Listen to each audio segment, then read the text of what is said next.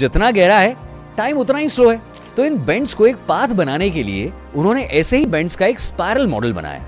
Ronald mallet के हिसाब से ये स्पाइरल स्पेस टाइम की फैब्रिक को ट्विस्ट करके एक स्पाइरल पाथ में घुमाती जाती है, जिससे आप टाइम में ट्रैवल कर सकते हो। लेकिन सवाल यह था कि अगर ये मशीन बन गई तो टाइम ट्रैवल के बाद एक इंसान अपने डायमेंशन में वापस कैसे आ पाएगा और इसके नॉर्मल टाइमलाइन पर क्या इफेक्ट्स होंगे। इन्हीं सब सवालों के कारण इस कॉन्सेप्ट की डिस्कवरी के बाद भी ये प्रोजेक्ट वहीं रुक गया। पर ये टाइम ट्रैवल की थ्योरीज में एक लैंडमार्क एक्सपेरिमेंट था, जिसके बाद साइंटिस्ट ने दिमाग में टाइम ट्रैवल की थ्योरीज और पॉसिबिलिटीज और ज्यादा बढ़ गई।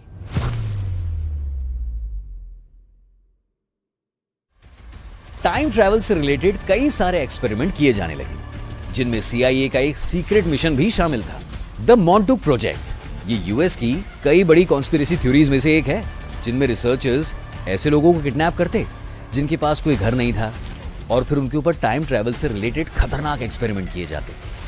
ऐसा कहा जाता है कि मॉन्टूक के साइंटिस्ट वापस आने वाले टाइम ट्रैवल से दूसरी तरफ होने वाली हर चीज की जानकारी लेते थे, लेकिन एक्सपेरिमेंट्स के ज्यादातर सब्जेक्ट कभी अपनी टाइमलाइन में वापस लौटे ही नहीं।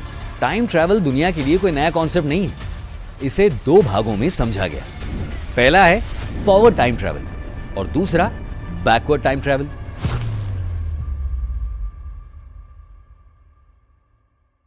फ्यूचर में ट्रैवल करने की पॉसिबिलिटीज को कई साइंटिस्ट फिर भी कंसीडर करते हैं, क्योंकि उसके नेगेटिव कॉन्सिक्वेंसेस शायद इतने ज्यादा नहीं होंगे।